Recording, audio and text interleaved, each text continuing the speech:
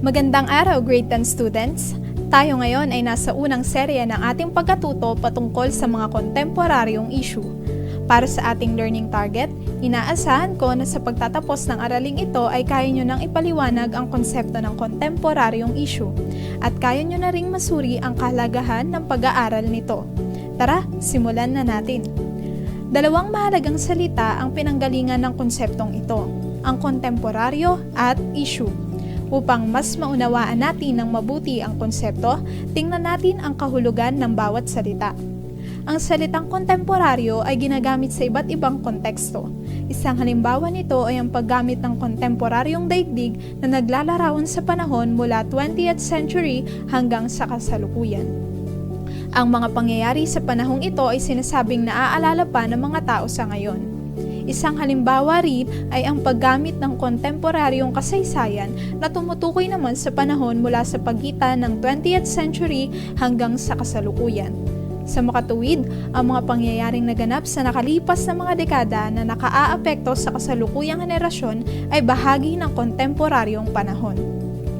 Samantala, ang salitang issue ay nangangahulugang paksa, tema o suliraning nakaaapekto sa lipunan. Ito ay napag-uusapan, nagiging batayan ng debate at may malaking epekto sa pamumuhay ng mga tao sa lipunan. Marapat niyong tandaan na hindi lahat ng issue ay negatibo at nagiging suliranin. May ilang issue rin na may positibong epekto at nagkakaroon ng malaking epekto sa pamumuhay ng mga tao sa lipunan. Sa makatuwid, ang kontemporaryong issue ang tawag sa pangyayari o ilang suliraning bumabagabag at nagpapabago sa kalagayan ng ating pamayanan, bansa o mundo sa kasalukuyang panahon.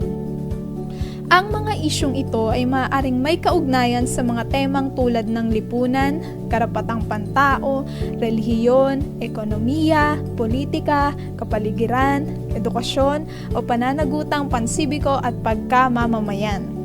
Narito ang ilan sa mga halimbawa ng kontemporaryong isyong kinahaharap hindi lang ng ating bansa kundi maging ang ilang panig ng daigdig.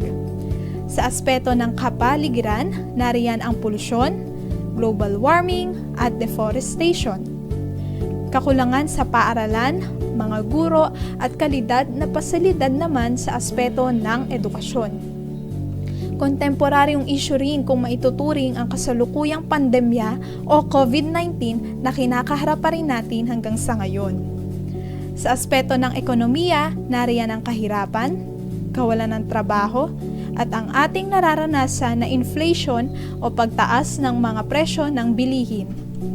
Tandaan na ang kontemporaryong issue ay dapat na mahalaga at makabuluhan sa lipunang ginagalawan.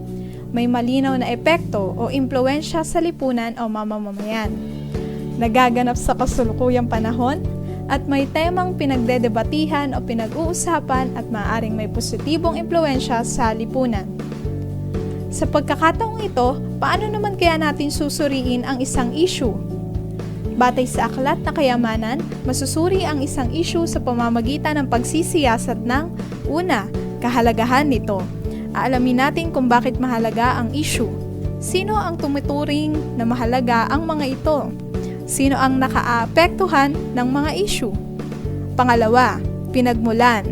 Gumagamit ba ito ng iba't ibang sanggunian, kabilang ang mga pangunahing sanggunian o primary sources upang mapag-aralan ng issue? Pangatlo, perspektiba o pananaw. Paano nagkakaiba ang mga pananaw sa issue sa aspeto ng politika, kapaligiran, ekonomiya, at iba pa? Pang-apat, mga pagkakaugnay. Paano nagbago ang issue sa paglipas ng panahon? Ano-ano ang mga maaaring konsiderasyon sa hinaharap? Pang-lima, personal na damdamin. Ano ang iyong pakiramdam matapos mong masuri ang issue? Ano-ano ang mga tanong na kailangang masagot? Pang-anim, epekto. Ano-ano ang posibleng agaran at pangmatagalang epekto ng mga pagkilos tungkol sa issue? At panghuli, at ang pinakamahalaga ay maaaring gawin. Ano-ano ang mga dapat mong gawin tungkol sa issue? Paano mahihikayat ang ibang tao na kumilos tungkol sa issue? Batay sa mga narinig ninyo simula pa kanina, nahihinuha nyo na ba kung bakit kailangang pag-aralan ang mga kontemporaryong issue? Tunay na napakahalaga ng pag-aaral ng mga kontemporaryong issue.